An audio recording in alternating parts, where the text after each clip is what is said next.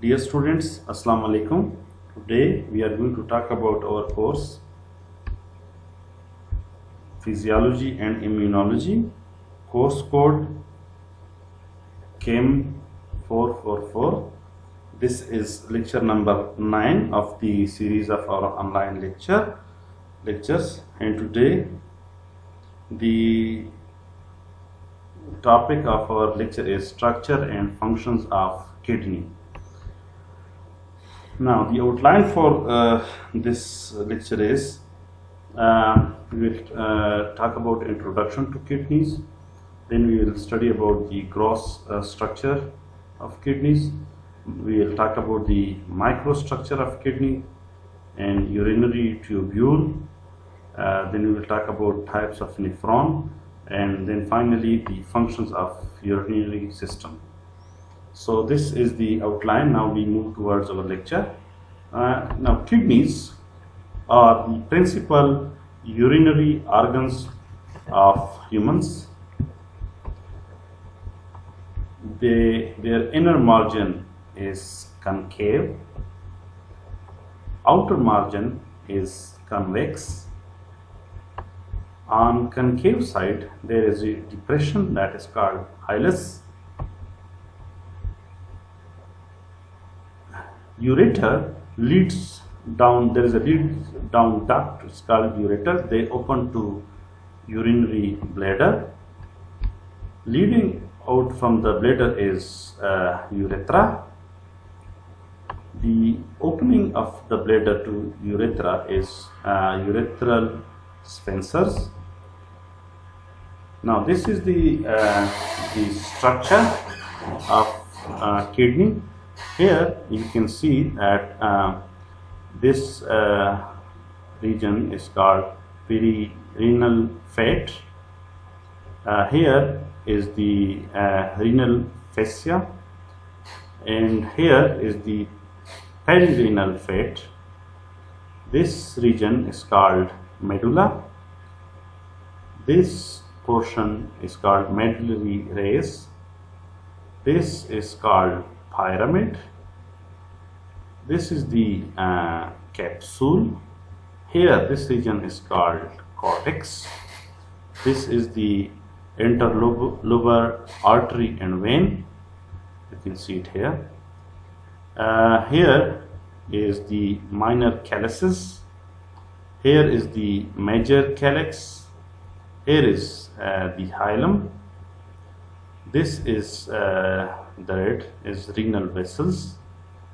This region is called pelvis of kidney, and here is the ureter. This portion is called renal papilla.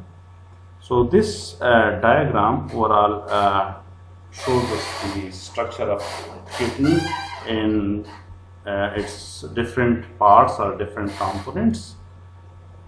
Now the gross structure is kidney is enclosed within 3-layered fibrous capsule.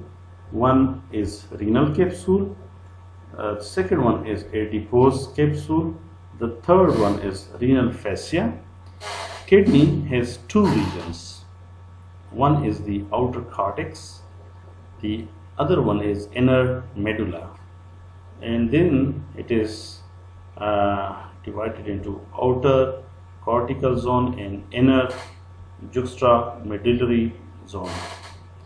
Cortex has several projections into the medulla, renal columns.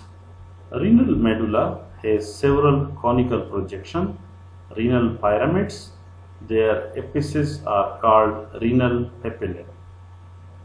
So this is how the gross structure of kidney looks like. Now we move to the diagram. Here you can see this is another view of the diagram. This is the renal pyramid. This is renal papilla. This is the region of minor calyx. This is the region of major calyx. Here is the ureter. This is the renal vein. This is the renal artery, one in the red.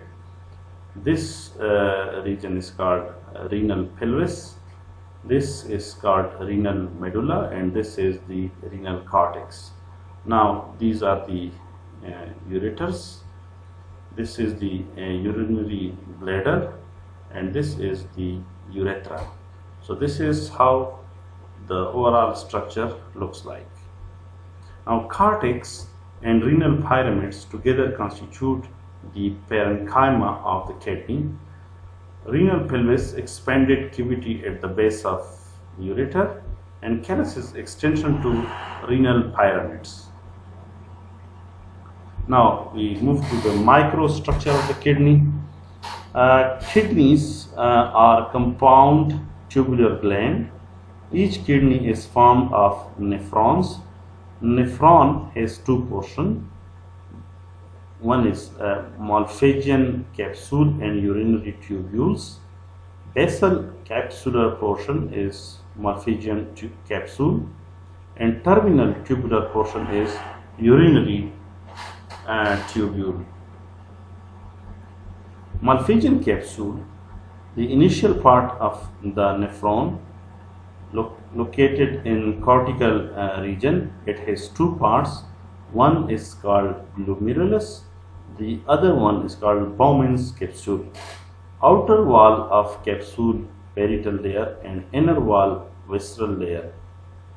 In between them is capsular space. Parietal layer is formed of squamous epithelium. Visceral layer has specialized epithelial cell, podocytes. Podocytes invariably rest on a basement membrane. It has several marginal processes, pedicels. Narrow gaps between the pedicels serve as filtration slits. Now, glomerular capillaries consist of a highly porous endothelium. The visceral layer of the Bowman's capsule and the endothelium of the glomerulus together form an endothelial capsular membrane or filtration membrane. The membrane has minute pores. Filtration slits are slit pores. So from blood, efferent arteriole breaks up into a capillary network, efferent arterioles, peritubular network, vasa recta, and then renal vein. So this is how the flow takes place, from blood to efferent arteriole to capillary network to efferent arteriole to peritubular capillary network to vasa recta to renal vein. Now this is how the renal nephron looks like. This is the glomerulus, this is the efferent renal artery, this is the distal convoluted tubule, this is collecting duct, and this region is called loop of Henle.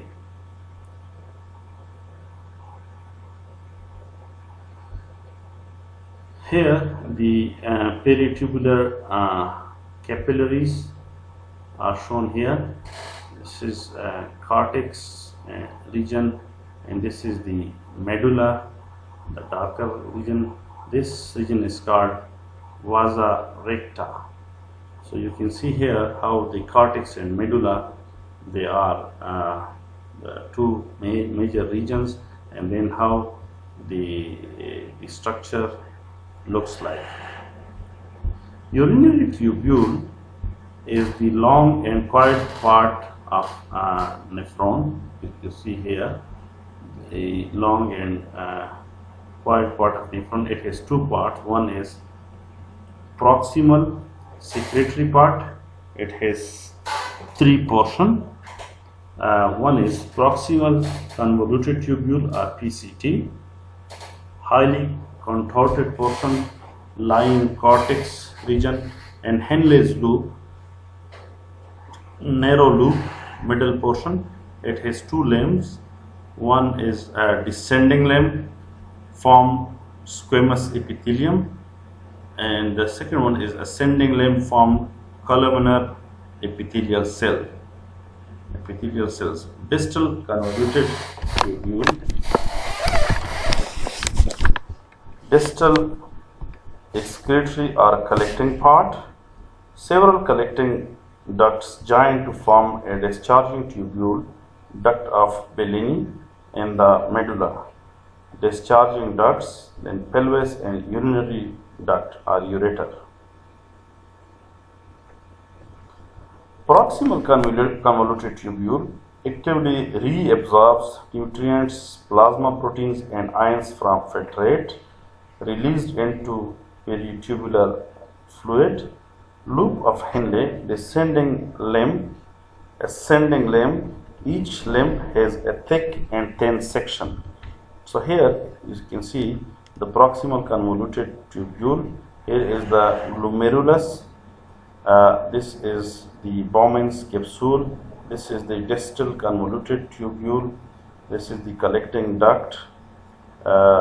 You see the arrows showing the different flow. This is the loop of Henle. These arrows color indicate filtration which is happening here. Then water reabsorption, you can see in the different regions. Then this color arrow shows solute reabsorption. This color here you can see show secretion, and this type of arrow show variable rate. So this is urine storage and elimination takes place here. So by the direction of the arrows and the colors of the arrow, you can understand the different processes that are happening in the different parts of this structure. Now distal convoluted tubule DCT actively secretes ions, toxins, drugs, reabsorbs sodium ions from tubular fluid. Here again is the proximal convoluted tubule, glomerulus, Bowman's capsule, distal convoluted tubule, collecting ducts, loop of Henle, and here is the arrows direction show the movement of the different things like water, solute, and showing the secretion and then variable rate. So from the direction of the arrow and from the color, one can see how the movement of different things takes place. So we have two types of nephron. One is cortical nephron. They are approximately 85% of all nephrons. They are located in the cortex. And we have juxtamedullary nephrons. They are closer to renal medulla. Loops of Henle extend deep renal pyramids. Here is the broader view. This is cortical nephron. This is the cortex. This is the juxtamedullary nephron. Here is the cortex region, and here is the medulla region. Here is the collecting duct. Here is the renal papilla and papillary ducts, and this is the region which is the minor calyx.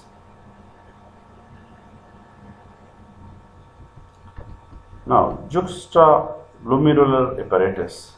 Efferent arteriole approaches the Bowman's capsule. The smooth muscle cells of its wall become highly coiled. The nuclei become rounded. The cytoplasm becomes highly granular. These modified cells are called juxtaglomerular cells. Juxtaglomerular cells serve as mechanoreceptor, perceiving the pressure of blood in the arterioles, secrete enzyme renin. Cells of DCT adjacent to the efferent arteriole, they are called macula densa, act as chemoreceptor. Specialized cells between the efferent and efferent arterioles are called granular cells.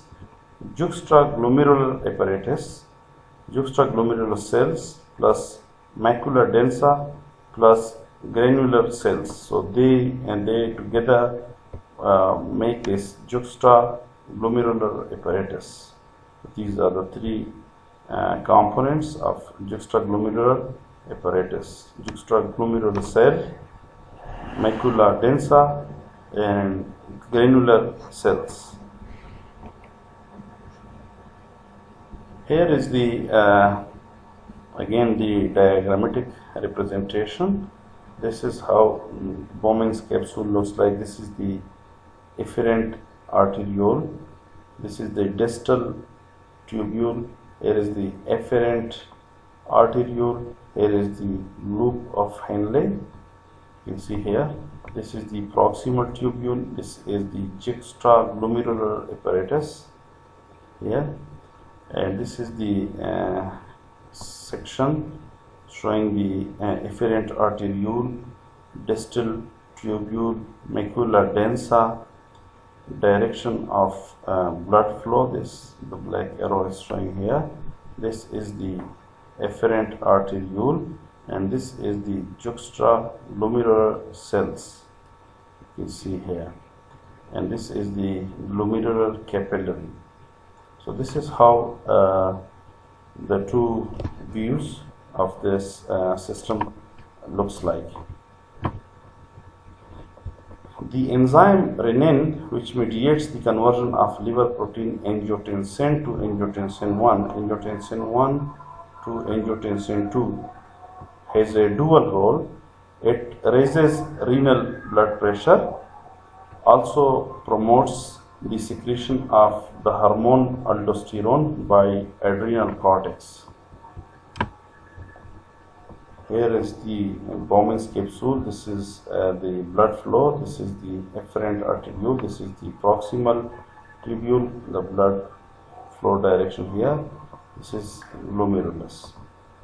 This is the glomerular capillaries cross section, mesangial cell, podocytes, and the capillaries here. You see a broader view of here is endothelial cell of capillary.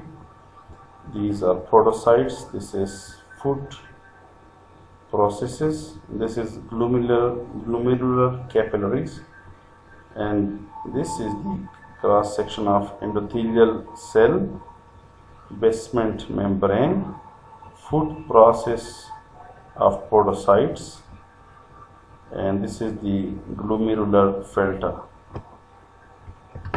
Now this the kidneys are urinary system that it performs various important functions. One of the function is homeostatic regulation of blood plasma. What it does is that it regulates blood volume and pressure, regulating plasma ion concentrations. It stabilizes blood pH. Then you know that stabilization of blood pH is very important because at physiological pH the blood has different enzymes which can function optimally. So if there is a change in the pH of the blood, it can affect along with many other functions, it can affect the activity of a lot of enzymes. Then their optimal activity is affected. So stabilization of blood pH is very important. It functions in conserving nutrients. It functions in blood sugar level. Filter many liters of fluid from blood. It functions in excretion, the removal of organic waste products from body fluids like urea and uric acid. Again, very important function because these are waste products and they needs to be removed from body fluids, because if they are not removed, they can possibly accumulate, and this can results in a lot of problems. It functions in elimination, the discharge of waste products into the environment. It functions in the synthesis of ammonia, phosphoric acid, and inorganic phosphate. It also has a role in activation and metabolism of vitamin D. So one can see here that urinary system has multiple functions, and almost all of these functions are very vital for the normal functioning of human body. This is why we can see that when renal failure occurs, a lot of complications can arise and can result in severe